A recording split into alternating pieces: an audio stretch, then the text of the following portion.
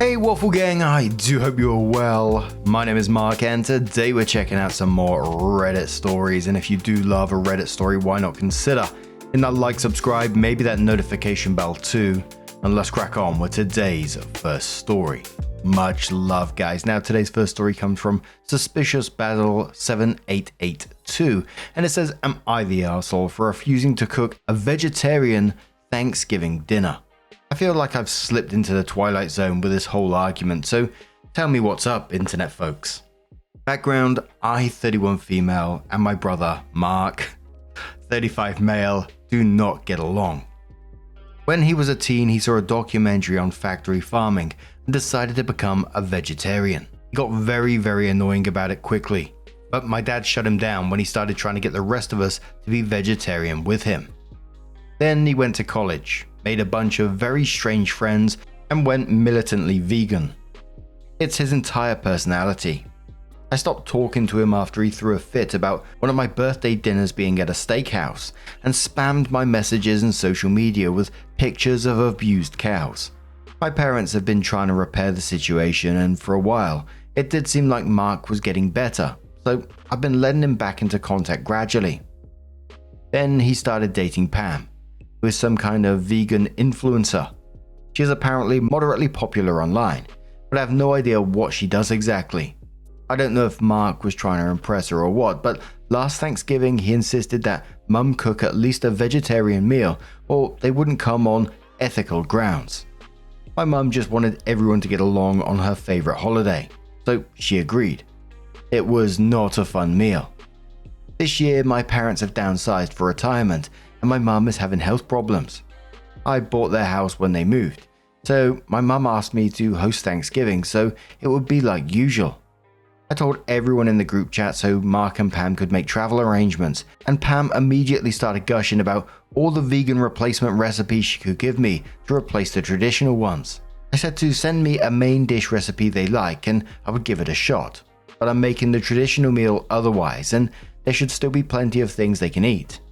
Mark and Pam have been arguing about this with me for days, and then Mark said that if I wouldn't make a meat-free meal, they wouldn't come.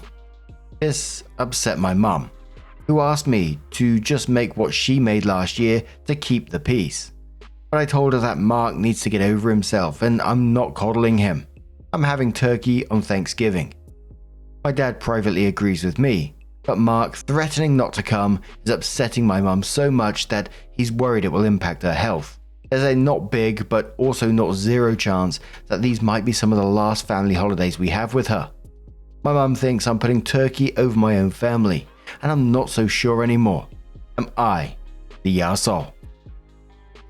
So Opie comes in with an edit to clear up some of the questions and says, whoa, this blew up. So the answer to some common questions. As I said, I've already offered to make sure there is a main dish and sides they can eat. Mark and Pam will not show up if anyone else eats meat at this meal. If any meat is served to anyone, they won't come. Doing multiple meals that day or across multiple days is a no-go. I'm a newly minted critical care physician at an understaffed hospital during a major holiday week, and I will have a limited window of time between shifts. I have time for one gathering, and I would rather not waste it on a miserable one like last year. Mark and Pam can't host because they live in a van at present. I'm also not willing to have them in my kitchen for hours bitching about the meat in my fridge, the cookware and utensils, and whatever else they can find to complain about. The time it would take for them to come eat, socialize for a couple of hours and leave is the maximum amount I'm willing to let them be in my home. Although it would admittedly be interesting to watch them try and host a family Thanksgiving out of a van. It is very unlikely that my mum is going to die anytime soon. It's just a non-zero chance. She's understandably worried about it, and is in the pessimism stage of grieving her health. She has a good prognosis and most people with her condition pull through and live for a long time afterwards. If it is by some chance the last Thanksgiving, I don't think a repeat of last year's Thanksgiving would do her any good either, as everyone left that table unsatisfied and unhappy. Edit. So a possible situation to this that I came up with while talking to my partner is just to work through Thanksgiving instead. The attending on shift that day would probably be happy to stay home, so swapping wouldn't be hard. Mum would be sad about cancelling, but she knows my job is demanding and saves lives, so she wouldn't be upset. Mark and Pam can kick rocks. To be honest, eating hospital turkey between emergencies sounds better than a family Thanksgiving right now. I'll have to turn it over some more. Edit 2. Problem mostly solved. Dad finally hit critical mass and told Mark that if he didn't get his ass here on Thanksgiving to support Mum unconditionally and without a single complaint or argument the entire time, he was disowning and disinheriting him, and the next time he needed money or help, he could forget it. So Mark is theoretically coming. Pam is not. Dad has already ordered the turkey. The recipes Pam sent are ridiculously complicated. So I worked out a deal with one of the nurses at work who is vegan, and she's going to make a couple of her favourite dishes ahead that I can bake the day of for Mark. We'll see if he actually manages to show up. JD Bug says to OP, my aunt was vegan. She brought her own meals to family gatherings. Why can't they do the same? Not the arsehole. OP says they object to participating in anything that involves meat. Won't even go to non-vegetarian restaurants. They're really extreme about it. Someone was calling out OP for calling their brother weird, and OP said, I'm calling his college friends weird because they were legit weird. One of them ended up joining a cult. One believed in drinking urine as a medicine. One had moldy white people dreads. One of them tried to recruit me to his polygamous harem when I was 18. I'm contemptuous of my brother because he roundly deserves contempt. He's a self-righteous, entitled freeloader that spends his life being angry at everyone for ridiculous reasons, has barely ever had a job or contributed anything to society, and blames everyone else for anything bad that happens to him due to his own stupid life choices. For me, this is a simple case of respect goes both ways in this situation, and I think OP tried to come up with compromises in it, which her brother Mark and whoever else is not happy with. I think you can simply respect someone's dietary choices without letting them, control what everyone else eats. And quite frankly, if they don't want to turn up after all that, after you've made compromises about the situation as well, that's on them. Do what you want, in my opinion. But OP comes in with her update and said people have been asking, and I'm finally out from under the balls to the wall madness at work for a little bit. So buckle up, folks. I have a story. So to recap, my mum is sick and wanted a nice family Thanksgiving at my house, since it used to be the family house and their new place is small. My vegan brother and his girlfriend refused to come unless their entire meal was vegetarian, i.e. no meat allowed for anyone.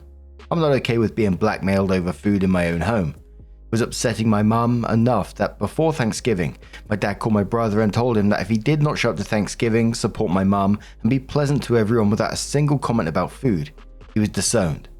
My brother agreed to come. His girlfriend opted out at the time. My dad and I planned the meal. I made sure there were plenty of vegetable dishes available and made a deal with a vegan nurse at work to make a couple of vegan casseroles that I could bake for my brother. My mum was happy and it was looking like everything was solved. My brother arrived the night before Thanksgiving, with the girlfriend, after all, in their van, which they live in. This was unplanned, but at least they showed up. They intended to camp in my yard. I told them absolutely not. They asked if they could stay in my guest room then. I said that I had not planned for them to stay there, and given their previous behavior, I thought it was best if they went and got a hotel room. Plus, they have a large breed dog with them. I don't have a fenced yard, and I don't want the dog to be in the house. They can't afford a hotel room. He calls Mum. The community my parents live in does not allow overnight guests under 50, so they can't sleep there. To end the debate, I pay for a hotel room and allow the dog to hang out in the garage for the night because the hotel doesn't accept pets that large and aren't service animals. Thanksgiving Day. My parents come over, other family members of my partner come early to hang out, and everything is going fine.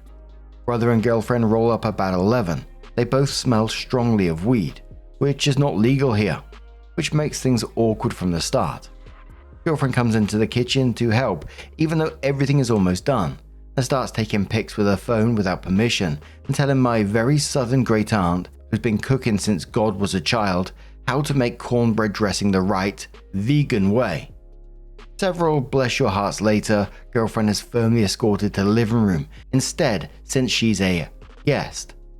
Meanwhile, my brother has cornered my partner, who is also in the medical field and has the patience of a saint about his vaccine conspiracies. My dad is just letting it happen because at least he's not talking about food. Finally, we're ready to eat and everyone is making a plate. Girlfriend asks a million questions about ingredients and then just gets small portions of 2 side dishes. Not even the actual vegan dishes made by my vegan friend. My brother eats all the vegetable dishes but comments about how girlfriend makes them better. I notice girlfriend gets up to go to the bathroom a lot, and at one point she's gone for a while, so I go check on her to make sure she's okay. Y'all, this woman was filming a TikTok video for her channel in my bedroom. I was speechless. She apologized and said that she thought it was the guest room and she needed a minute away from the smell of meat. I told her to stop and go downstairs, and that since it's illegal here to record on private property without the owner's permission, if she posted anything she recorded in my house, I would press charges. After we're done eating, my brother pulled me off to the side and told me that I was a bitch for threatening his girlfriend. My partner happened to be close enough to hear and apparently told my dad. Dad asked my brother to help with something outside for a minute. I don't know what was said, but my brother came back in looking pissed, reminded girlfriend that they needed to head back to beat traffic, said goodbye to mum, and they left in a hurry.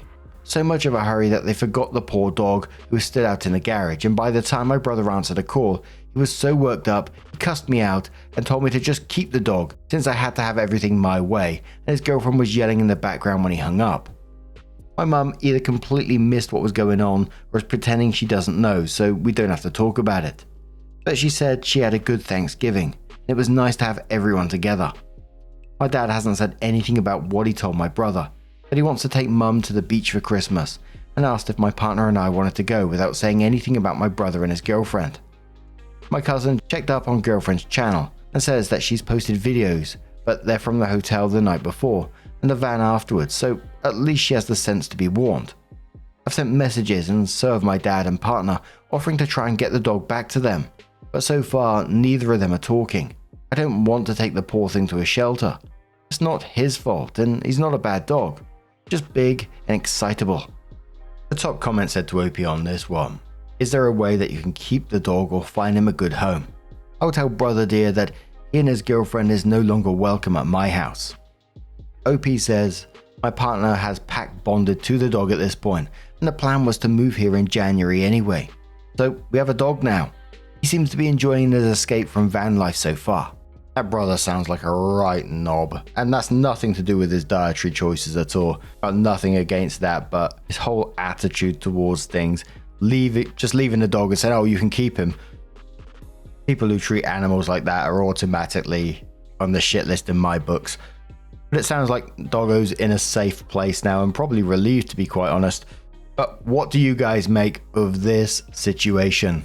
Let us know your thoughts down in the comments below. And let's move on to another story.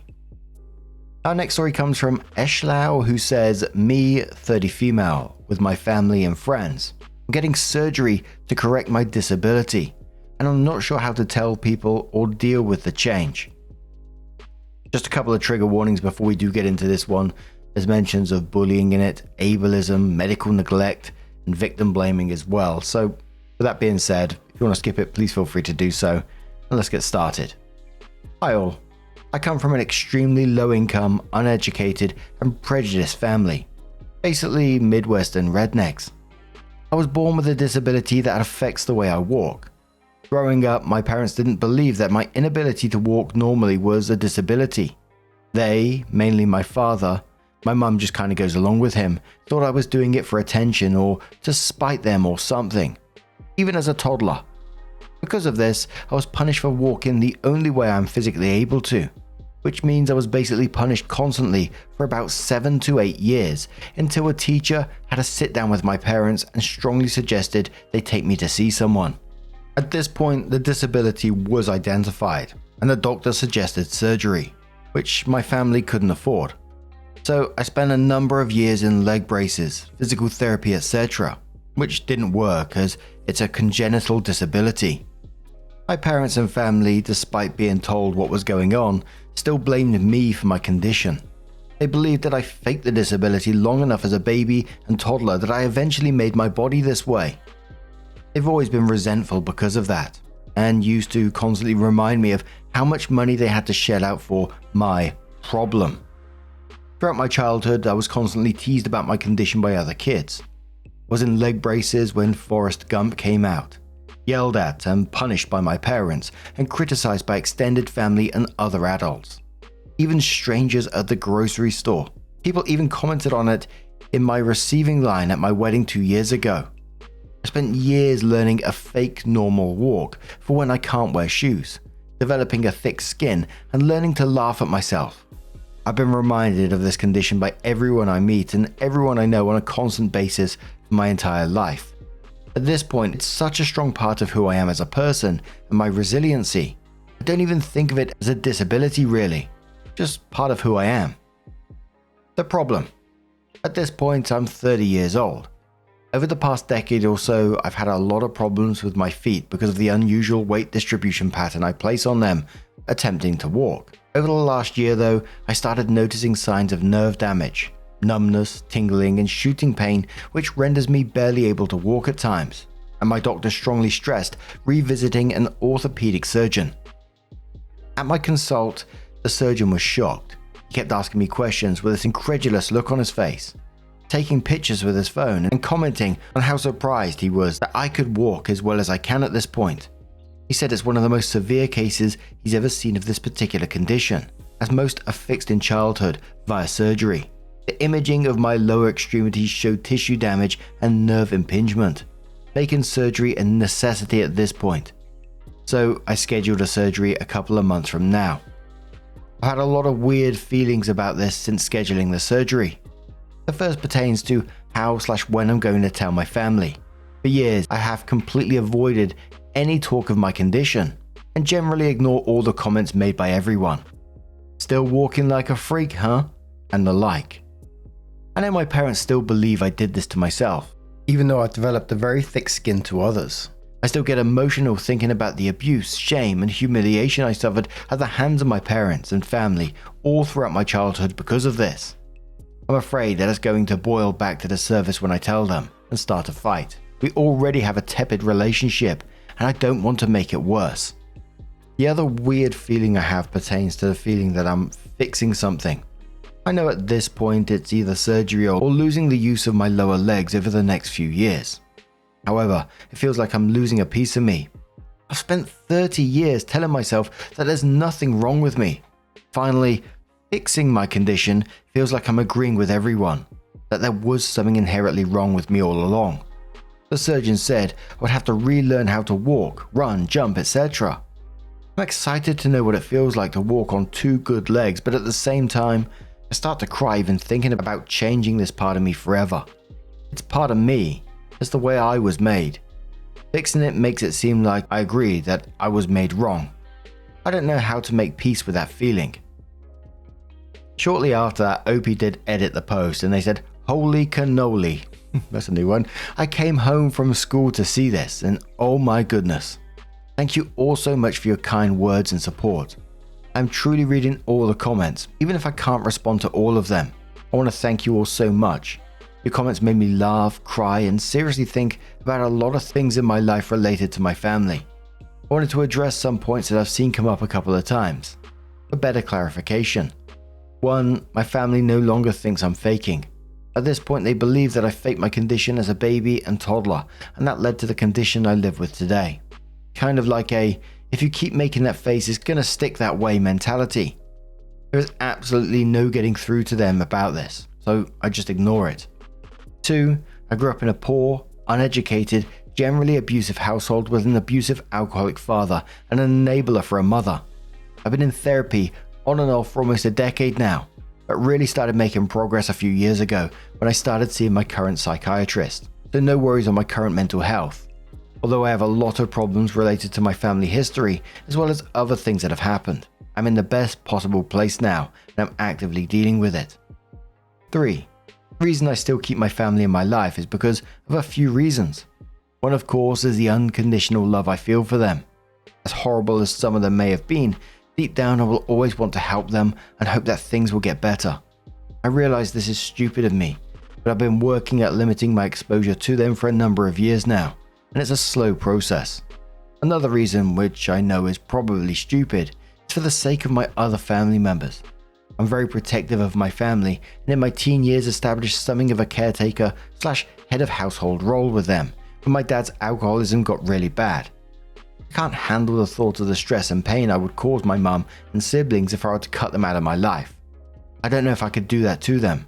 I do love them, as flawed as they are. 4. After reading through most of the great comments you guys left, I think I'm gonna simply get surgery and not say anything. I live across the country from my family and only see them 1 to 2 times a year for a week or so at a time. I probably won't be seeing them again until next Christmas. I could potentially get the surgery and mostly recover by then. If they notice, they notice. I realize by reading your comments that I don't owe them an explanation.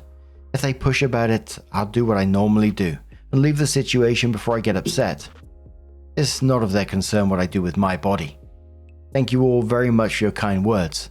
They mean the world to me. That's incredibly heartbreaking what OP has been through, and I understand why they did what they did, spending 30 years incorporating something into yourself and developing those coping mechanisms, if you like, to deal with the people around you. That's OP's normal. I think OP is absolutely right to make her decision to not tell her family. I think that's spot on. She doesn't owe them an explanation, and everything we've seen here, even if OP did say them, I imagine they would come back with something negative and disturbing. But I just find it so infuriating that this could have been something that was addressed in childhood if her parents actually listened to people, medical professionals, instead of somehow thinking that their toddler is faking a disability. And that's what I always say in this situation. I know it's very, very easy for me to say in moments like this because I'm sat here behind a microphone. I've just read a certain part of OP's life, but the way they have treated you is just absolutely disgusting. The way that sounds like they continue to treat you is disgusting, and I just question, what do they actually bring to your life? There was a comment in there, and well enough even reading it again, that still walking like a freak, huh? That you've had to deal with that kind of shit, and you've had to develop a thick skin just to get through life, just to live. It's heartbreaking. But it was 3 months after that post that OP came in with an update and said, "Hi everyone, I was so overwhelmed by the positive responses and well wishes back when I posted about this that I thought I would update all of you on how things are going. So I had my surgery about a month ago and it went well without any complications. I was in excruciating pain for the first couple of days, but my husband was by my side 24/7 to help out. He had a week off from his work, so it worked out nicely. And I was able to wean myself off the narcotic painkillers they gave me after about 5 to 6 days. Since then, I've been on crutches. I still have about another 3 or so weeks of crutches to go, most likely. I don't want to get crazy specific about what my disability or surgery was for privacy purposes, so unfortunately that's all I can really say about it. It's been tedious, but the great thing about recovering from an injury or surgery, I suppose, is learning a new level of patience and endurance. I'm really happy with my recovery so far and the results I'm seeing already. I can't wait until I am recovered and strong enough to try and walk without the crutches or any other device and see what it's like. Leading up to the surgery and immediately after, I didn't tell anyone about it, not even my closest friends. I was kind of afraid of how word might get around, if people would bring it up or something. It got really difficult though to keep the secret, as my husband and I had to be careful about what we said and who we said it to. It felt like we were sneaking around, like we had something to be ashamed of. Finally, I told a couple of close friends who were very supportive.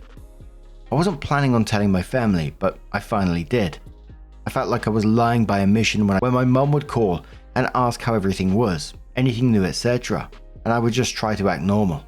I finally told her, plain and simple, yeah, so I had surgery about 2.5 weeks ago. She was pretty shocked. She seemed genuinely hurt that I hadn't told her. Not in what she said, but in her tone. She asked me why I hadn't mentioned anything, and I said that it had always been a very tense subject in the family, and I didn't want to bring it up. I think somehow that got through to her. She seemed genuinely regretful of the situation. She was speaking to me with a shame in her voice. We didn't talk long as I was studying, but later that night I just kinda thought, to hell with it. I made a Facebook post coming out to my friends and other family members and letting them know what I had done. I wrote a narrative about what it was like growing up being different, the rude and hurtful things people would say, the feelings of shame and isolation that I felt, and how those feelings were so strong that I was debating whether or not I should even tell anyone. It was a positive post though overall, as I tried to remind people that individuals with disabilities shouldn't be treated like an outcast or an exhibit, and honestly, I didn't have time or room in my heart to feel angry or resentful. I'm so hopeful for the future and looking forward to normal mobility. Everyone was incredibly supportive about the post, and my parents called me a bunch of times in the days after. We played phone tag a bit, and when I finally talked to my mum a couple of days ago, she said she wanted to start looking at flights to come out here and visit me and help out. I told her that wasn't necessary, that I was pretty used to the crutches now and the limited mobility I have. And she says she hopes I can reconsider in the next couple of days, as it would make her feel a little better to be able to help out, cook, shop, etc. Apparently me getting the surgery and intentionally not telling them, coupled with a Facebook post that my mum saw. I didn't call them out or anything in it, just talked in general about how difficult it was. Made my parents feel horrendously guilty about the way I grew up and was treated. My mum wanted to try and make it up to me somewhat by flying out here and spending some time together. I appreciate the sentiment, and I'm glad that they're seeing the way they treated me in a new light. I do think I'm honestly too busy in the next couple of weeks to host a guest. I told her we could revisit the discussion in a couple of weeks. So, everything is pretty great right now. I made peace a long time ago with the fact that I will never be completely comfortable or close with my family. But it's nice to know that people can change, or try to. I really appreciate the effort my parents are putting in, even if it's not necessary. It's the thought that counts. I guess I don't want to say I'm glad they feel bad, but I'm kind of glad they feel bad. It shows that they are human. Maybe there's some hope there. Anyway, thank you all again so much for your kindness and support. Your replies and messages meant everything to me, even if I didn't get around to responding them. I read and appreciated every single one. Here's to good health and a good life. Goodbye. And I'm glad that OP sort of kept the mum at arm's length in that situation. I'm a bit pessimistic in this, I feel. It's just, she's feeling guilty now for the past, and it's about her. It's about her feeling better about herself, wanting to come help and cook and all that kind of thing. 30 years OP's been dealing with this. Isn't going to be solved with mum coming around and cleaning the house up for a little bit. OP's been dealing with this all this time, so the psychological stuff as well has got to be absolutely rough. Yes, they can try to be better people now, but like for myself, I always question myself when I see situations like this. 30 years of this, how do you look at them in a different way again? I don't know, maybe that's a me problem. I really struggle with it myself, but what do you guys make of this situation? Let us know your thoughts down in the comments below. Just a huge thank you for being here today, getting involved in the stories, your love, your support, your time. It always means the absolute world to me. So thank you so much, and hopefully I'll see you in the next one. Take care and much love.